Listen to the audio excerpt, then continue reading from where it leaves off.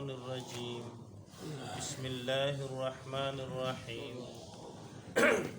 إن في خلق السماوات والأرض واختلاف الليل والنهار والفلك التي تجري في البحر بما ينفع الناس وما أنزل الله من السماء من ماء فأحيا به الأرض بعد موتها وبث فيها من كل دابة وتصريف الرياح والسحاب المسخر بين السماء والأرض لآيات لقوم يعقلون صدق الله العظيم۔ سورۃ البقرہ آیت نمبر 164۔ ان فی خلق السماوات والارض، یقیناً آسمانوں اور زمین کی پیدائش میں، واختلاف اللیل والنہار، اور رات اور دن کے عدلنے بدلنے میں، والفلک التی، اور وہ کشتیاں، تجری فی البحر، جو چلتی ہیں سمندر میں، بما ينفع الناس، لوگوں کے نفع کا سامان لے کر، وما انزل اللہ، اور جو نازل کیا اللہ نے، من السماء، آسمان سے، من ماء، پانی، فاحیا به الارض، پس زندہ کیا اس کے ذریعے زمین، بعد موتها، اس کے موت کے بعد، مرنے کے بعد مردہ زمین زندہ فرمایا، وبث فیہا، اور پھیلا دیے، فیہا، اس زمین میں، من کل دابہ، ہر چلنے والی پھرنے والی چیزیں، جانور، و تصریف الریاح، اور ہواؤں کا بدلنا، والسحاب المسخر، اور بادلوں کا تابع دار ہونا، بین السماء والارض، آسمان اور زمین کے درمیان، فضا میں، لآیات، البتہ نشانیاں ہیں اور بڑی نشانیاں ہیں۔ تنوین جو ہے یہاں تنوین سے تعظیم مراد ہے، بہت بڑی نشانیاں ہیں، لقوم یعقلون، اس قوم کے لیے جو عقل والے ہیں، عقل رکھنے والے ہیں، سمجھدار ہیں۔ اب یہ کون سی نشانی ہے جو اللہ جل ذات عالی نے فرمایا ہے؟ اس سے پہلے اللہ تعالیٰ کی وحدانیت کا ذکر ہوا، وَإِلَٰهُكُمْ إِلَٰهٌ وَاحِدٌ لَا إِلَٰهَ إِلَّا هُوَ الرَّحْمَٰنُ الرَّحِيمُ، تمہارا معبود یکتا واحد ایک ہے، اس کے علاوہ کوئی معبود نہیں۔ اب اس توحید کے یہ دلائل ہیں، علامات ہیں، نشانیاں ہیں، توحید کی نشانیاں ہیں اور یہ دلائل ہیں۔ وہ کیا ہے کہ آسمان اور زمین کی پیدائش، سات آسمان، اور اسی طرح من الارض مثلہن، زمین بھی ساتھ ہیں لیکن زمین تہ بتہ ہیں، اور آسمانوں کا ساتھ ہونا جو ہے وہ یعنی الگ الگ ہے۔ اس وجہ سے بھی اللہ تعالیٰ نے زمین کو واحد ذکر کیا اور آسمان جمع ہے، تو سات آسمان اور اس طرح زمین، اس کی پیدائش اللہ فرماتے ہیں، ان اللہ یمسک السماء ان تزولا، اللہ تعالیٰ نے آسمان کو گرنے سے روکے رکھا ہے۔ آسمان ہمارے لیے چھت ہے، زمین ہمارے لیے فرش ہے۔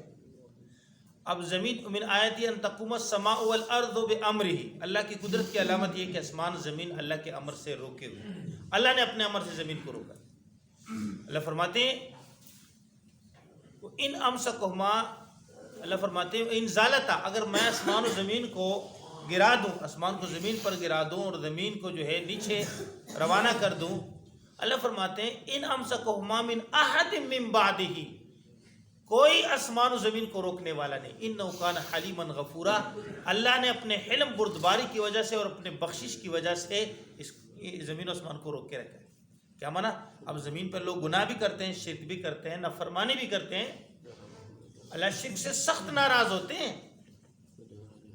اللہ فرماتے ہیں جو میرے لیے ولد کا جو ہے اس بات کرتے ہیں، میں چاہوں ان پر زمین پھٹ جائے اور آسمان گر جائے اور سیلاب میں ان کو ڈبو دوں، اللہ فرماتے ہیں اللہ میں اتنا ناراض ہوتا ہوں، لیکن اللہ نے اپنے حلم کا اظہار فرمایا ہے اور زمین کو کچھ محدود وقت کے لیے ان کے لیے جو ہے روک کے رکھا ہے، اور اسی طرح آسمان جو ہے ان کے لیے اوپر اللہ نے روک کے رکھا ہے۔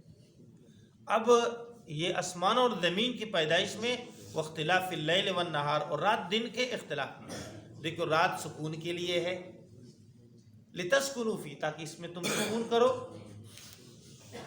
نیند جو ہے تمہارے لیے آرام کا ذریعہ ہے، رات جو ہے لباس ہے، رات میں انسان سکون کر لیتا ہے،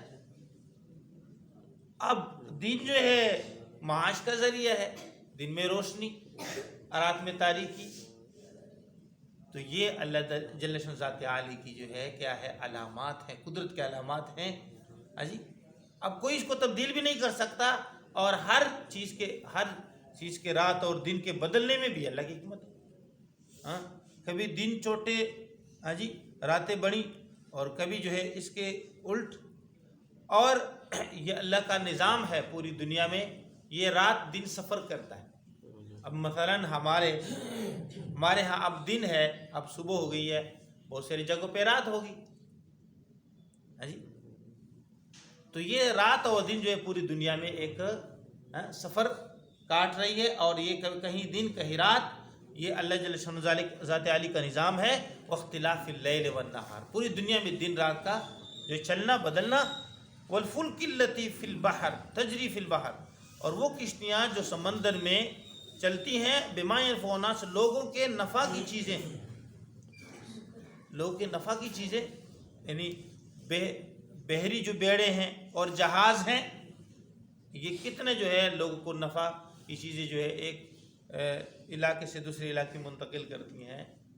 بہت ساری چیزیں جو جہازوں میں، ہوائی جہازوں میں نہیں سما سکتی، وہ جو بحری بیڑے ہیں، بڑے بڑے، ایک بیڑا جو ایک بستی جتنا ہوتا ہے، اس میں وہ ساری چیزیں سما جاتی ہیں، اور وہ ایک علاقے سے دوسرے علاقے تک۔ یہ اللہ تعالیٰ کی قدرت کی نشانیاں ہیں۔ وما انزل اللہ من السماء، اور جو نازل کرتا ہے اللہ تعالیٰ آسمان سے، من ماء، پانی۔ اب دیکھیں اللہ تعالیٰ اگر پانی نہ برساتا تو زمین میں پانی نہ ہوتا، زمین کے وینوں میں پانی آسمان سے برستا ہے، زمین کے وین ہوتے ہیں، رگیں، اس میں پانی اللہ تعالیٰ بندوں کے لیے ٹھہراتا ہے، اب جب چاہے وہ پانی نکال لے، سے فائدہ حاصل کرے۔ قرآن پاک میں ایک آیت میں اللہ فرماتے ہیں، سورۃ الف لام میم سجدہ کی آخری آیات میں، کہ اگر میں نسوق الماء الی الارض الجرز، اگر ہم پانی گہرے زمین تک لے جائیں تو کون پانی نکالے گا؟ وہ نہیں نکال سکتا۔ اب آسمانوں سے پانی کا برسنا اور زمین میں ایک محدود جو ہے درجے پر ٹھہرنا لوگوں کے فائدے کے لیے، یہ قدرت کی نشانیاں ہے۔ مما فاحیا به الارض بعد موتها، پھر اللہ تعالیٰ زندہ کرتا ہے اس سے زمین اس کے مرنے کے بعد۔ اب دیکھیں جب پانی برستا نہیں تو سارے لوگ اللہ سے مانگتے ہیں کہ نہیں، یا اللہ پانی برسائیں، نبی بھی، ولی بھی، نیک بھی، برے بھی، سارے لوگ اللہ سے مانگتے ہیں، یا اللہ بارش برسائے، یا اللہ بارش برسائے۔ سردیوں میں بھی بارش کی ضرورت ہے، اس سے آلودگیاں ختم ہو جاتی، اور گرمی میں بھی بارش کی ضرورت ہے، جس سے گرمی سردی میں تبدیل ہوتی ہے، موسم تبدیل ہوتے ہیں، اللہ کی رحمت۔ اب اللہ کی شان دیکھیں، اگر اللہ بارش زیادہ برسائے پھر بھی لوگ پریشان، پھر بھی لوگ اللہ سے مانگتے ہیں، یا اللہ اب ضرورت سے زیادہ ہو گیا، اب جو ہے آپ کم کر دیں۔ یہ اللہ کی وہ قدرت کی نشانی ہے جو اللہ کی وحدانیت بتا رہی ہے کہ ایک اللہ وحدہ لا شریک ذات یہ سارے کام کرتا ہے۔ اور مردہ زمین اللہ فرماتے ہیں ہم زندہ کرتے ہیں، اللہ فرماتے ہیں جب ہم بارش برساتے ہیں تو مردہ زمین کو ہم زندہ کرتے ہیں، اس کے اندر جو چیزیں ہیں وہ بھی نکلتی ہیں، وہ زندہ ہو جاتی ہیں۔ وَكَذَلِكَ تُخْرَجُونَ، جسی طرح زمین کے اندر بیج ہوتے ہیں، مردہ ہوتے ہیں، اور بارش کے تری سے، اور زمین تر کر دیتے ہیں بارش سے، اور تر زمین کے اندر وہ ہم زندگی پیدا کرتے ہیں، اور وہ بیج اوپر وہ باہر نکلتے ہیں۔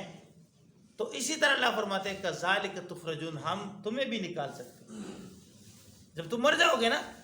اندازہ کریں ہاں جی، اب کبھی اس نظر سے بھی تو دیکھیں جو اللہ جل شانہ ذات عالی نے ہمیں فرمایا کہ یہ مردہ زمین جب ہم زندہ کرتے ہیں اور اس کے اندر بیج باہر نکالتے ہیں تو دیکھو یہ کس نے نکالے، کہ اللہ وحدہ لا شریک ذات نے نکالے۔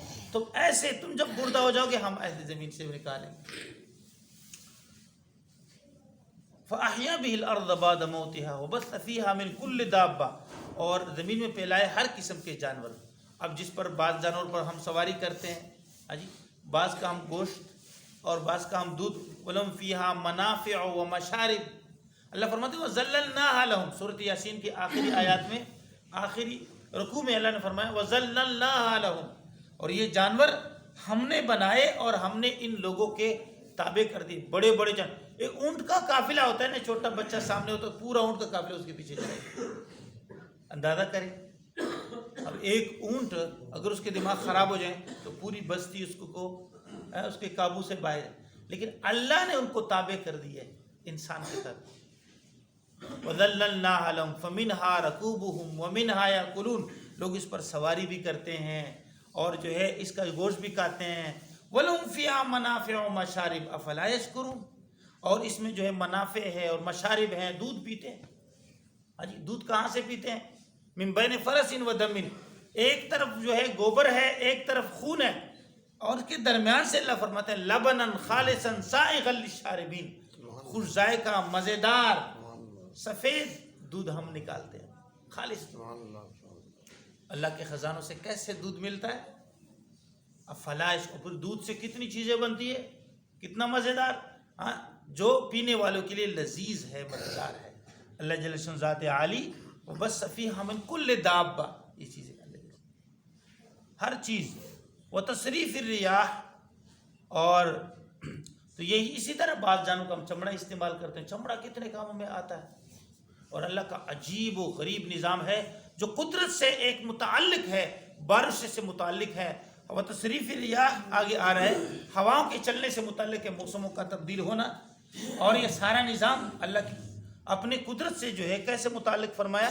وتصریف الریاح. اور ہواؤں کا چلنا بدلنا, گرمی میں الگ ہوا, سردی میں الگ, شمال سے جنوب, جنوب سے شمال, مشرق سے مغرب, مغرب سے مشرق, یہ ساری چیزیں. جی تو پہلے جو کشتیاں چلتی تھی وہ ہواؤں کے رحم و کرم پر. ہوا اگر چلتی تو کشتیاں چلتی تھی, اگر ہوا رک جاتی تو کشتیاں رک جاتی. جی اسی طرح جو ہے کسان جو ہے وہ فصل کاٹتے, پھر اس کا غلہ جو ہے وہ بوس بنا لیتے. جی اور جانوروں کے ذریعے, اور اس کے بعد پھر جو ہے اس سے ہوا کے ذریعے کی مدد سے جو اس کا غلہ نکال لیتے. وہ تصریف الریاح, ہوا کا انتظار کرتے, ہوا رک جاتی تو وہ بیٹھ جاتا. اللہ جل ہوا کا محتاج, اور ہوا کون چلاتا ہے؟ اللہ وحدہ لا شریک ذات چلاتے ہیں. ساری دنیا کے سارے اچھے نیک لوگ جمع ہو جائے, اللہ نہ چاہے ہوا نہیں چلے گی, ہوا نہیں چلے گی. کراچی میں ہم گئے تھے تو کچھ ساتھی فرما رہے تھے کہ یہ ہوا کراچی میں اگر نہ چلے, کراچی میں ہر وقت ہوا چلتی ہے, اگر یہ ہوا رک جائے تو لوگ جو ہے یعنی یہ مر جائیں گے. یہ لوگوں کا جینا اس ہوا کے ساتھ. تو اللہ جل شان ذات عالی کا ایسا ایک نظام ہے ہواؤں کا. وَالسَّحَابِ الْمُسَخَّرِ بَيْنَ السَّمَاءِ وَالْأَرْضِ. اور آسمان و زمین کے درمیان ایک فضا کے خاص درجے میں اللہ نے بادلوں کو ٹھہرایا ہوا ہے. اگر بادل اوپر جائے پھر لوگ اس سے فائدہ نہیں لے سکتے, اگر بادل زیادہ نیچے آئے تو پھر بھی لوگ فائدہ نہیں لے سکتے. ایک خاص طبقے میں اللہ بادلوں کو یعنی پانی ہواؤں کی شکل میں اللہ اٹھا لیتا ہے, اور پھر ایک خاص طبقے میں اللہ روک لیتا ہے, پھر وہاں سے پانی برساتا ہے.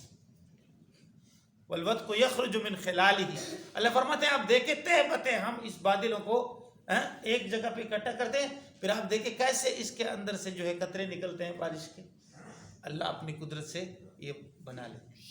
والسحاب المسخر بین السماء والارض. اور آسمان و زمین کے درمیان ہواؤں کا, بادلوں کا مسخر تابعدار ہونا. لآیات, اس میں پوری قدرت کی بڑی نشانی ہے. لقوم یعقلون, عقل والوں کے لیے, سمجھ والوں کے لیے. یہ سارے کام اللہ وحدہ لا شریک ذات کرتا ہے, اور سارے لوگ اس کے محتاج ہیں, سارے لوگ اس کے محتاج. اس کے بعد اللہ اپنے بندوں سے شکایت کرتا ہے کہ تم نے میرے نبیوں اور ولیوں کے شبیہ بنا کر بت بنائے.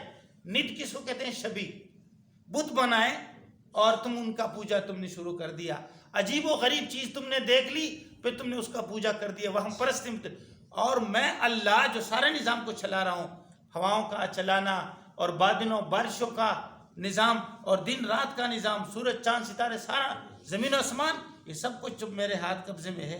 میری عبادت نہیں کرتے اور شبیہ بنا کر وہم پرستی میں تم جو ہے میرا شرک کرتے ہو. اللہ بندوں سے شکایت کرتے ہیں. اس کے بعد وہ آیت انشاءاللہ پھر پڑھیں گے. اللہ تعالیٰ ہم سب کے گناہوں کو معاف کرے.